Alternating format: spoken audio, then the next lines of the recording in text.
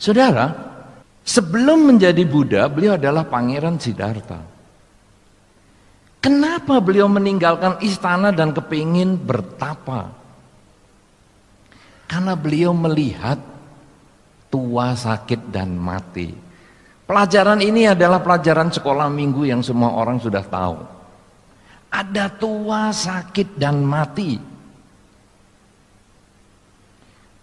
Pada saat itu beliau melihat, kok ada orang tua? Malah beliau bertanya kepada kusirnya yang bernama Cana, apa itu? Padahal biasanya kalau kita bertanya tentang manusia, siapa dia? Kenapa dia? Tapi Pangeran Siddhartha bertanya, apa itu? Seperti apa ini? Botol. Apa itu? Gelas. Apa itu?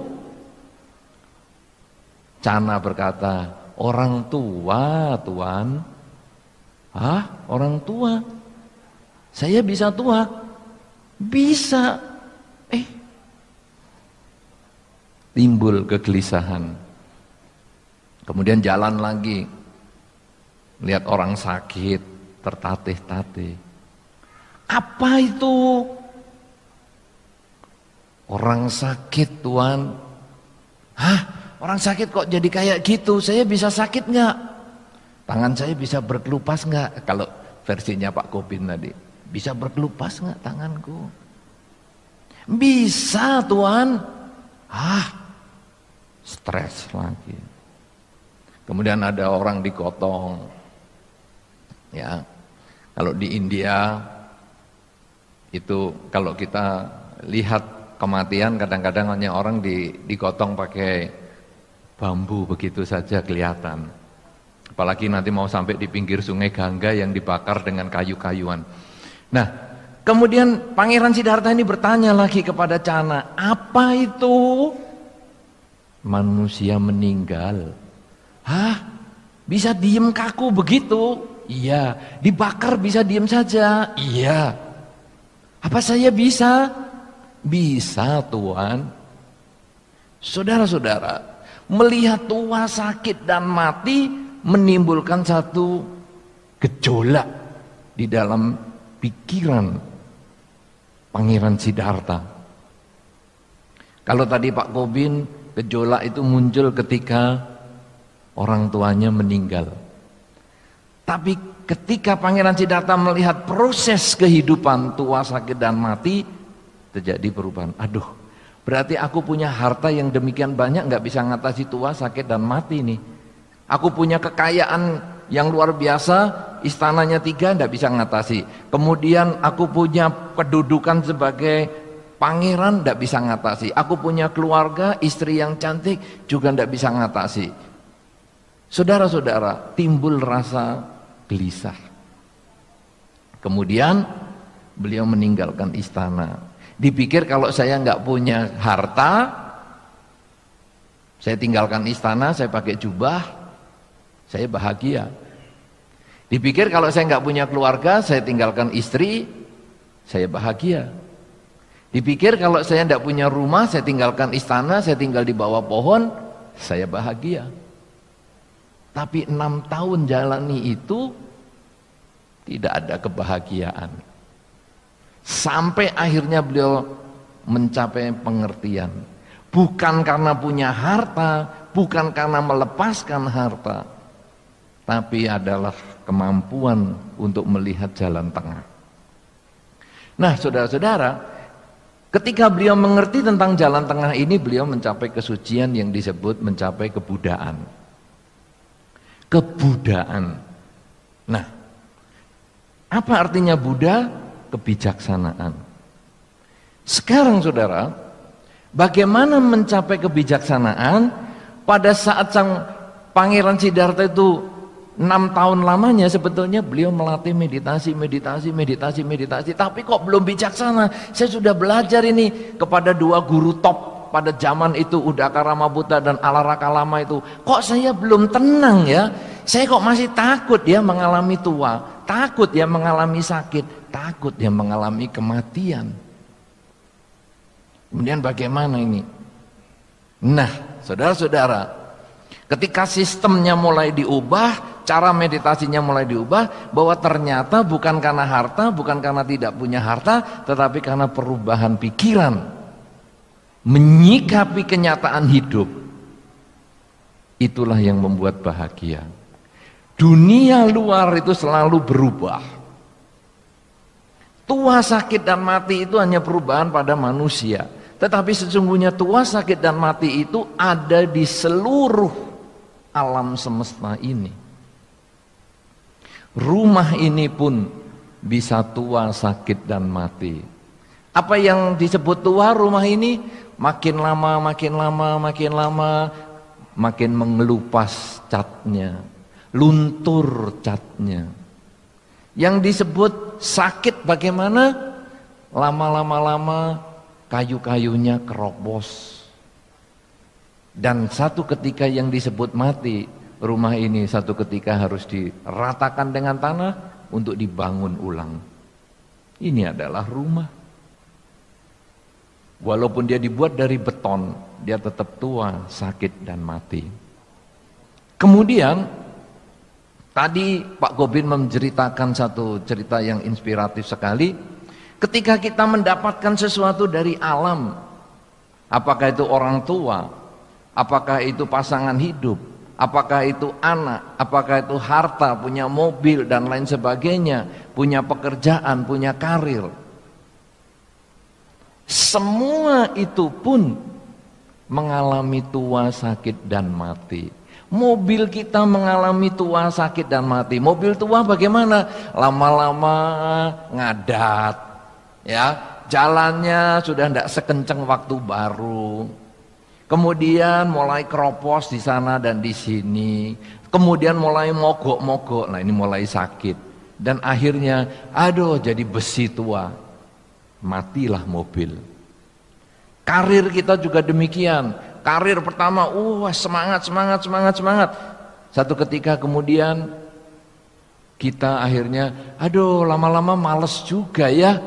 Kerja beginian ini, mulai mengalami ketuaan. Kemudian mulai tidak masuk kerja, kadang-kadang seminggu hanya masuk 2-3 kali, mulai mengalami sakit. Dan akhirnya sudahlah, saya mengundurkan diri saja dari pekerjaan ini. Mengalami kematian. Tua, sakit, dan mati bukan hanya karena manusia saja, tapi itu alam semesta. Yang kalau tadi dicontohkan atau diistilahkan oleh Pak Gobin adalah buta kala atau betara kala, dewa waktu. Nah, saudara-saudara, sekarang apa yang ditemukan oleh Sang Buddha pada saat melihat proses itu?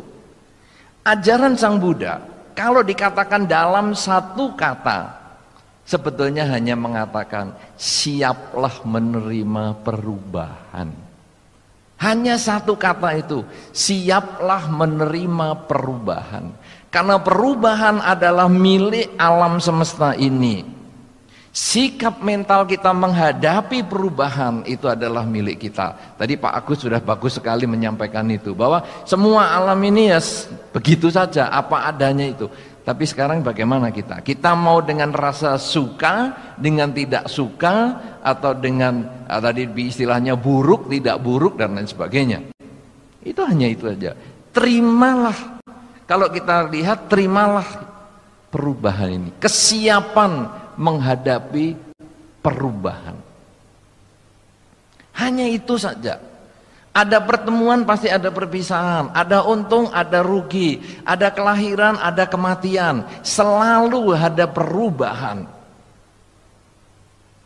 Saudara-saudara, begitu saya mengatakan ajaran Sang Buddha dalam satu kalimat adalah siap menghadapi perubahan, maka sesungguhnya Anda sudah bisa menjadi penasehat-penasehat ulung. Menasehati teman Anda mahir sekali. Begitu ada orang yang sakit, tenang. Hidup kan perubahan. Dulu kamu sehat, kenapa kamu nggak protes? Sekarang sakit, baru stres. Salah dong. Coba umurmu sudah 20 tahun, sakit baru 15 hari. Sehatnya itu 20 tahun, sakit 15 hari, kok protes? Siaplah menghadapi perubahan. Itulah ajaran Sang Buddha. Tenang. Si sakit tinggal, sudah. Kemudian ada orang mengalami kerugian. Aduh, bagaimana ini rugi? Loh, kamu nggak ingat? Satu kata atau satu kalimat intisari agama Buddha adalah siap menghadapi perubahan. Masa ada orang kerja mintanya untung terus? Ya pasti dong ada satu ketika rugi. Makanya kalau kamu sudah untung harus bersyukur, rugi juga tenang aja. Karena ini memang hidup adalah perubahan. Ini kalimat yang mencerminkan intisari agama Buddha. Tenang dia. Wah, kita bisa menjadi penasehat. Apa saja masalah manusia, langsung kita bisa nasihati dengan baik. Ada kematian, ada ditinggal pacar, ada ujian gagal. Itu kata-katanya sama. Siaplah menghadapi perubahan. Bisa lakukan itu? Bisa menjadi penasihat yang baik? Bisa, bagus. Saya yakin pasti bisa. Karena Anda melakukan itu di kehidupan sehari-hari. Problemnya saudara, ternyata kita juga tidak lepas dari masalah itu. Kita bukan hanya penasehat yang baik, orang lain yang ngalami, tetapi kita juga bisa ngalami. Ketika kita mengalami kerugian pekerjaan, kita stres. Orang lain menasehati. Yang tadi tentang pekerjaan itu menasehati kita. Loh, kamu kan dulu sudah nasihati aku. Katanya hidup itu memang kalau kerja ada untung ada rugi. Kok kamu sekarang rugi kok stres? Ya kamu ruginya cuma sedikit. Aku ini loh, aduh miliat-miliatan. Kita ada self defense mekanismenya. Kita menolak itu karena kita merasa aku tidak seringan kamu problemnya. Kemudian kita putus cinta. Orang yang putus cinta dulu yang kita nasihati, tenang, ada pertemuan pasti ada perpisahan. Kemudian nasihati kita juga, tenang, ada pertemuan ada perpisahan. Iya kamu dulu bercinta itu kan modalnya kecil. Aku investasinya besar nih. Bagaimana kamu suruh relakan apanya? Enak saja, situasi kita beda kok. Nah, saudara-saudara, jadi ketika kita memahami dasar dharma, intisari ajaran Sang Buddha bahwa siap menghadapi perubahan, kita menjadi penasehat yang baik, tapi kita sulit menasehati diri kita sendiri. Kita sendiri sulit menerima itu sebagai kenyataan ada perubahan itu. Oleh karena itu Pangeran Siddhartha yang demikian jenius, yang sudah mencapai pengertian-pengertian tentang filsafat pada waktu beliau masih muda, itu pun butuh umur 29 tahun baru meninggalkan istana. Kita kadang rambutnya sudah putih pun masih selalu hanya menasehati orang lain, sulit untuk memahami perubahan pada diri sendiri. Nah, saudara-saudara sekarang, bagaimana supaya kita tidak hanya mahir menasehati orang, tapi kita juga mahir untuk memperoleh kebahagiaan sendiri. Kebahagiaan yang tentu nanti bisa berdampak pada kesehatan. Karena tadi Pak Agus sudah sampaikan, kalau kita mengucapkan kata-kata yang bahagia itu sebetulnya juga ada hormon di dalam badan kita yang bekerja untuk meningkatkan kesehatan. Apa sekarang yang harus kita lakukan untuk menerima perubahan? Caranya yang sekarang ini yang kita akan bahas, yang disebut dengan meditasi. Apa sih meditasi? Pada dasarnya meditasi itu menyatukan badan dengan batin. Manusia terdiri dari badan dan batin. Ini yang menjadi problem yang tadi disampaikan oleh pembicara sebelumnya. Tidak sinkron badan dan batinnya ini. Ada yang mengatakan kegiatan badan menyakitkan batin, Ada yang juga menyebutkan sekarang ternyata kegiatan batin inilah yang menimbulkan sakit badan dan sebagainya. Tapi pada prinsipnya manusia terdiri dari badan dan batin. Saudara-saudara, badan dan batin ini harusnya menjadi satu. Tetapi karena manusia itu lincah, badan dan batin ini sering jalannya pisah. Ada yang badannya di tempat, batinnya ketinggalan. Itu misalnya pulang pacaran. Pulang pacaran itu badan di tempat, batin ketinggalan. Sudah di kamar sendirian tenang-tenang, batinnya masih mikirin, aduh enaknya tadi duduk sama dia berduaan, aduh menyenangkan. Ini badan ini kosong karena batinnya ke tempat masa lalu. Akhirnya ini sulit tidur. Lalu orang mengatakan, aku kok susah ya tidur ya, setelah sering pacaran sama kamu aku jadi susah tidur. Jadi aku sekarang butuh obat tidur loh setelah pacaran sama kamu. Lah akhirnya badan ini yang diobat tidur, batinnya dibiarkan jalan-jalan. Begitu bangun, aku kok tegang ya mukaku. Karena yang tidur hanya badannya, batinnya jalan. Nah, kemudian ada badan. Kalau tadi kan badan mendahului batin, badannya di sini, batinnya yang tadi pacaran, gini gitu dan sebagainya. Ada badan ketinggalan dengan batin. Kalau tadi masalah pacaran, kalau sekarang masalah besok acara pernikahan.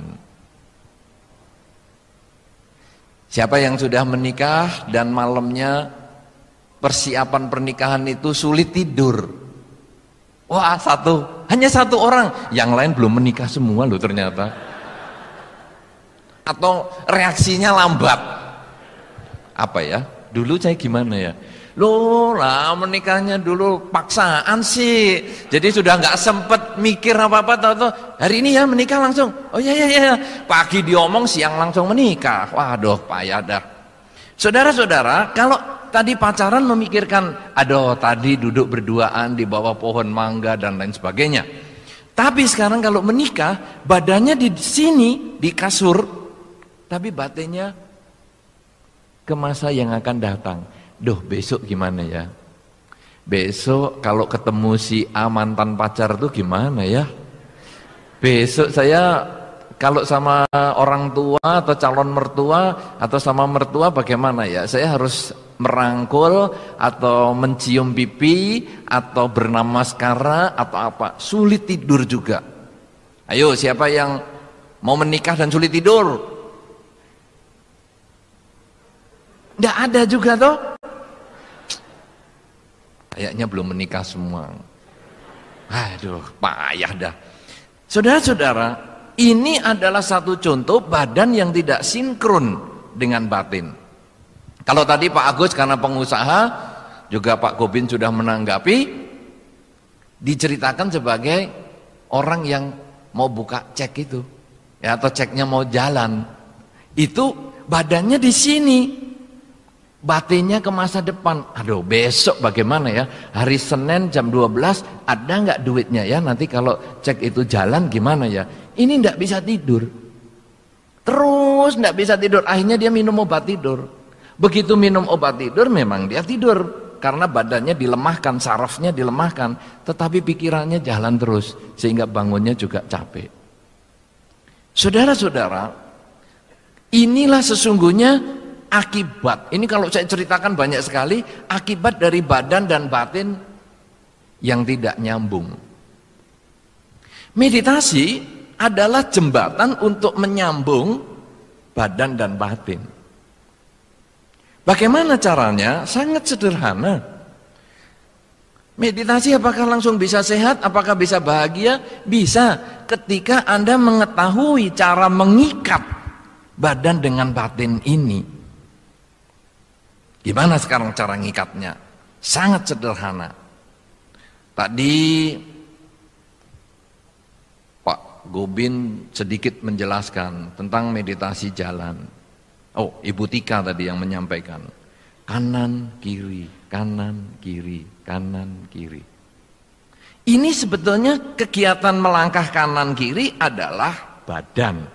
Kanan, kiri, kanan, kiri, kanan, kiri. Sering sekali batin ke tempat lain.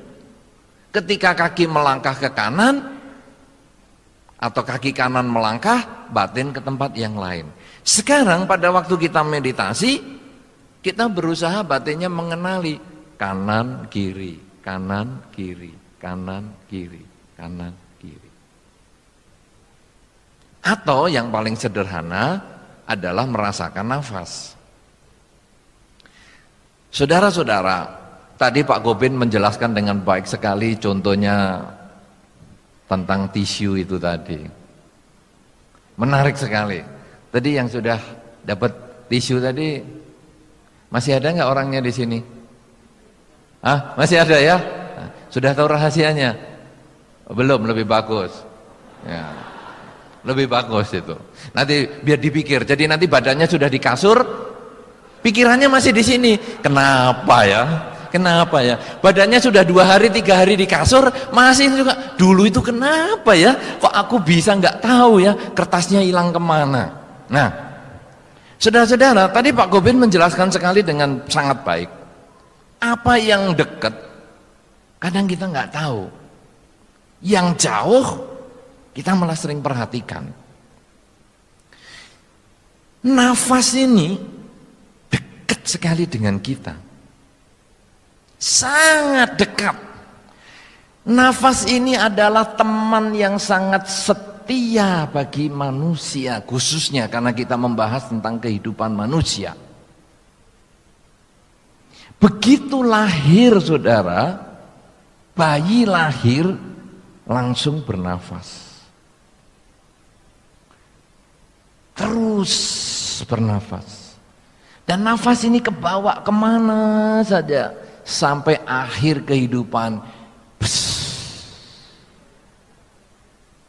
Mulai kita lahir dari kandungan sampai kita meninggal, nafas selalu nempel. Dekat sekali. Tapi apakah kita memperhatikan nafas itu? Yang dekat malah tidak diketahui. Hilangnya kertas nggak tahu. Karena dekat tidak diperhatikan. Anda hanya memperhatikan nafas itu kan kalau pilek saja. Kok buntu aku? Buntu ya? Sudah sembuh. Lupa lagi. Lalu Anda memperhatikan yang luar lagi. Apakah itu handphone Anda, apakah buku Anda, televisi Anda, dan lain-lain. Harta Anda dan sebagainya. Saudara-saudara sekarang, ada yang dekat ini marilah kita jadikan tali untuk mengikat badan dan batin. Kalau tali kurang kuat, rantai, borgol, untuk memborgol badan dan batin ini menjadi satu. Ya, bagaimana sekarang caranya? Anda tetap bernafas seperti normal, seperti sekarang, puluhan tahun sejak bayi lahir itu. Anda normal saja. Cuman sekarang bedanya, karena ketika nafas masuk keluar batin suka lompat-lompat, sekarang kita tarik dia. Ketika nafas masuk, keluar, masuk, keluar, masuk, keluar, masuk, keluar, batin sekarang berusaha merasakan, bukan mengatur nafas, tapi merasakan masuk, keluar, masuk, keluar.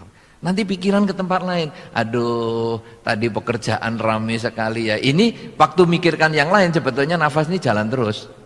Aduh, kok ini bagaimana ya, tadi saya pekerjaannya ramai sekali dan lain-lain. Loh, saya harus memperhatikan nafas nih. Tarik lagi. Masuk, keluar. Masuk, keluar. Lalu mikirkan lagi, aduh ternyata meditasi ini enak sekali ya. Aduh memang benar itu kata-kata Pak Agus, kata-kata Pak Gobin, kata-kata Ibu Tika. Oh memang enak sekali meditasi. Tahu begini dari dulu aku sudah meditasi. Ya nanti kapan saya akan meditasi, nanti akan pergi ke sana meditasi. Cuman kalau ke sana ke tempat pelatihan, ini jalan terus nih, masuk keluar. Tapi ini pikirannya di sini terus, ya. Nanti kalau ke tempat pelatihan kan harus naik pesawat, naik kendaraan. Aduh bagaimana ya pesennya pesawat, bagaimana ya kendaraannya dan lain-lain. Oh saya harus mencari teman saya. Oh teman saya ini bagaimana ya, kan di rumah dia sendirian, berarti saya harus nyarikan babysitternya dan lain-lain. Wah ini kreatif sekali mendahului yang akan datang. Lupa ini apa ini, masuk keluar. Oh saya nggak boleh nih ngomongin yang ini lagi, seret tarik lagi, masuk keluar. Hanya itu, nggak ada yang lain, mudah sekali. Malah saya sering mengatakan supaya kamu lebih mudah, hitung 1 sampai 5. Siapa di antara Anda yang tidak bisa ngitung 1 sampai 5? Bisa semua? Pasti bisa. Jari kita saja 20. 5 kecil, cuman 25% dari kemampuan hitungan saya dasar. Nah saudara-saudara sampai 5. 1, 1, 2, 2, 3, 3, 4, 4, 5, 5. Sudah sampai 5, mulai lagi. 1, 1. 2, 2 sampai 5, 1, 1, 2, 2. Diperagakan dengan tangan mudah sekali. Tapi ketika kita duduk diem, perhatikan napas, baru 3, pikiran ke tempat lain. 1, 1, 2, 2, 3, 3, pikiran ke tempat lain, masa lalu atau masa depan. Mau balik lagi, berapa tadi? Berapa ya? Lah, ternyata 5 saja nggak genep kita ngitungnya. Oke, kita mulai lagi. 1, 1, 2, 2, 3, 3. Nanti meleset lagi. Tidak problem. Ada beberapa orang mengatakan, Bante, setelah saya meditasi kok jadi kacau ya Bante. Saya kok nggak bisa ngitung 1 sampai 5. Normal, itu bagus. Kenapa? Berarti Anda menyadari nggak bisa ngitung sampai 5 terus-terusan. Itu saatnya untuk Anda balikkan lagi. Yang lebih celaka, suruh ngitung sampai 5, meditasi selesai. Bagaimana tadi? Bisa ngitung? Nggak sempet ngitung Bante saya tadi. Pokoknya pikiran jalan aja, saya biarin aja, sudah terserah dia mau kemana. Saudara-saudara, orang yang seperti ini lebih parah. Karena itu, ini sebetulnya hanya objek saja, alat saja. 1, 1, 2, 2, dan seterusnya. Dan saudara, kalau kita terbiasa 1, 1, 2, 2, biasa dengan nafas ini, nanti ini kita gunakan dalam kehidupan sehari-hari. Apa artinya saudara? Kemampuan meditasi ini diperoleh atau ditandai dengan kecepatan Anda menyatukan badan dan batin, serta ketahanan. Lamanya Anda bisa mempertahankan persatuan badan dan batin Anda. Itu berarti meditasi Anda berhasil. Jadi pertama, masuk keluar atau 1, 1, 2, 2, twing, hilang. Balik lagi 1, 1, 2, 2, twing, hilang lagi. Balik lagi 1, 1, 2, 2, twing, hilang. Nah, itu berarti belum akhir. Tapi begitu 1, 1, 2, 2, 3, 3, 4, 4, 5, 5. Sudah mulai 5 sampai nanti 3, 4 kali 5, kemudian baru hilang, berarti Anda sudah ada kemajuan. Ya, kemudian nanti makin lama, 30 menit Anda meditasi. Kira-kira 25 menit Anda bisa mempertahankan badan dan batin Anda ini menjadi satu, berarti Anda sudah termasuk oke meditasinya. Nah, saudara-saudara, tadi beberapa kali Pak Agus, Pak Gobin yang Ibu Tika juga tadi yang mengikuti meditasi pada pagi hari tadi sudah menyampaikan bahwa kita latihan meditasi secara rutin, pagi bangun tidur, malam mau tidur. Ini tujuannya apa? Kita hanya melatih saja, mengikat badan dan batin ini. Pagi bangun tidur, malam mau tidur itu hanya mengikat badan dan batin ini. Jadi pagi setelah kita bangun, saya menyarankan ya bangun kemudian ada gosok gigi dulu ya. Kadang-kadang beberapa orang bangun kemudian meditasi sambil bersandar di bantalnya. Masuk.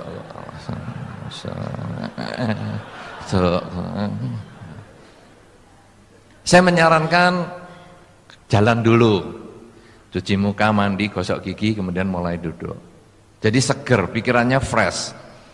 Kemudian mulai punggungnya ditegakkan, kemudian tangan di pangkuan, dagu sejajar dengan lantai, mata ditutup, kemudian pertahankan posisi badan kita. Jangan bergerak, kemudian kita mulai mengamati. Masuk, keluar, atau 1, 1, 2, 2, 3, 3, 4, 4, 5, 5. Kalau kita rajin melakukan itu dalam 3 bulan saja, itu kita terbiasa, langsung tahu. Oh, caranya ngunci pikiran itu begitu. Dia seperti ada locknya. Ya, Anda akan terbiasa nanti. Kalau yang belum biasa, nyarinya susah. Gimana ya? Meleset lagi, meleset lagi, meleset lagi. Tapi begitu Anda sudah terbiasa, klek, sudah. Begitu duduk, plek, nyambung. Nah, kemudian sudah bisa masuk, ngelok, kemudian bertahan lama. Itu setengah jam. Pagi bangun tidur, malam mau tidur. Kalau ideal, sebetulnya 1 hari 2,5 jam. Pagi 1 jam, sore habis mandi setengah jam, ya, atau 1 jam habis mandi, malam setengah jam. Sekarang saudara, apa yang kita lakukan berikutnya? Kalau tadi waktu pagi dan malam masuk keluar nafas, kemudian 1, 1, 2, 2, 3, 3. Sekarang dalam kehidupan sehari-hari, perhatian pada nafas ini yang diganti dengan kesibukan fisik Anda yang lain. Anda membaca, ikutlah batin Anda membaca. Berapa banyak orang membaca koran, bahkan yang mudah itu kan hanya koran itu. Ya, baca koran sulit untuk mengerti apa yang dibaca. Karena mata membaca, pikiran ke tempat lain. Tadi ada pengumuman, mobil ditinggal, dikunci, mesin dimatikan, lampu tidak dimatikan.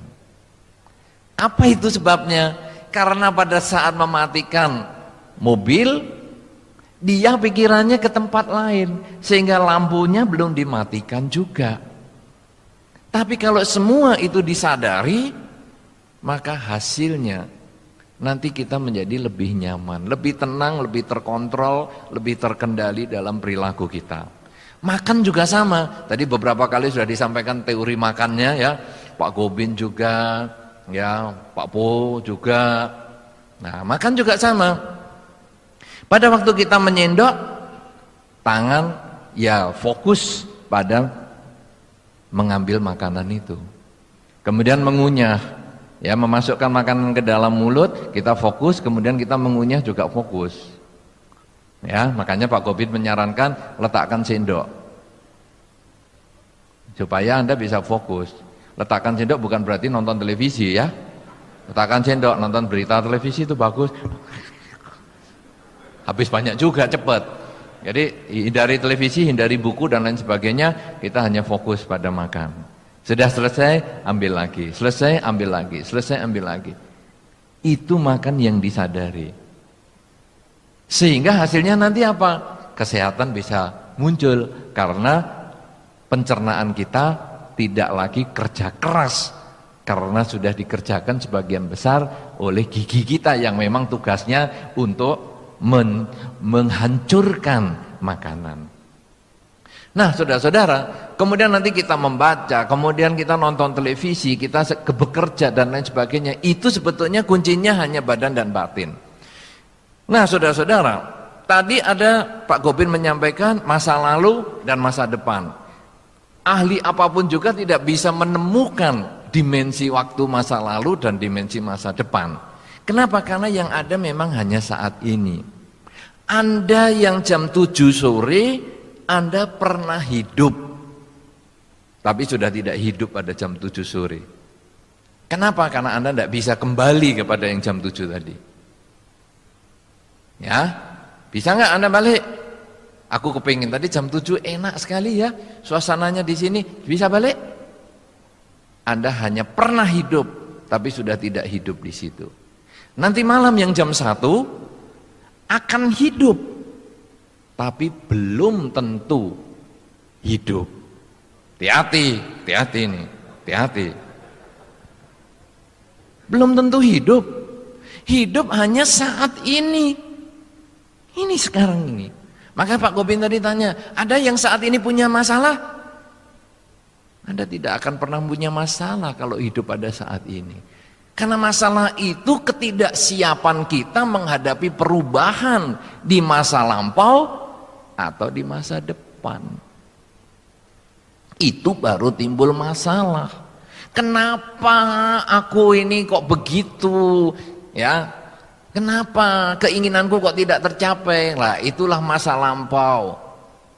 Tidak siap menghadapi perubahan, bahwa ada keinginan bisa tercapai, bisa mengalami kegagalan. Nanti bagaimana ya kalau seandainya usahaku ini tidak berhasil? Tidak siap menghadapi perubahan. Saudara-saudara, siapa di sini yang sudah suami istri? Hanya sedikit sekali yang suami istri. Waduh, kasihan, sedikit sekali ya. Oke, saudara-saudara, kalau Anda sebagai suami istri, tanyalah kepada pasangan hidup Anda, atau nanti Anda bahas dengan pasangan hidup Anda. Kira-kira kalau kita boleh memilih, siapa di antara kita yang enaknya meninggal duluan ya?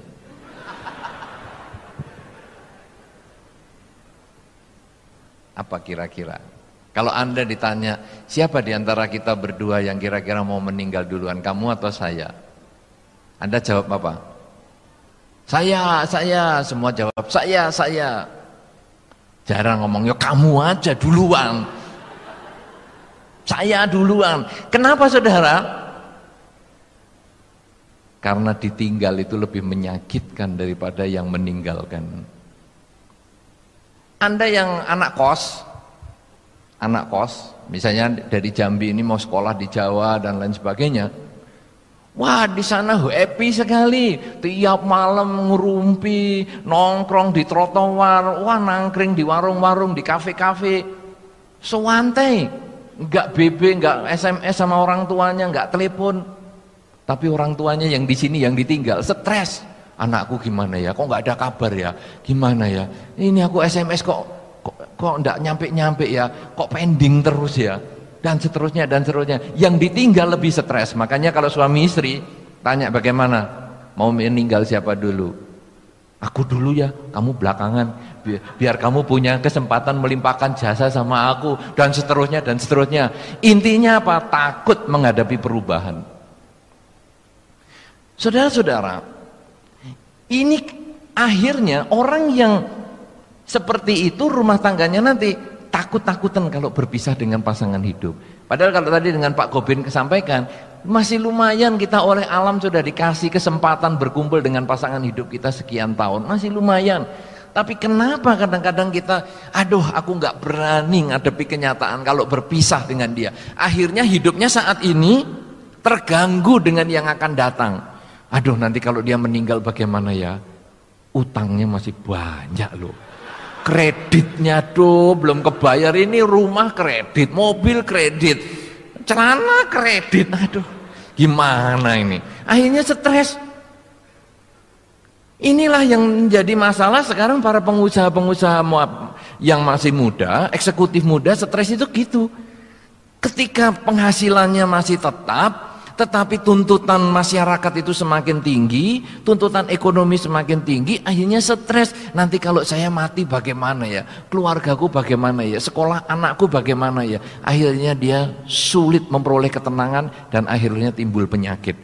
Kalau kita belajar meditasi, kita lalu menyatukan lagi.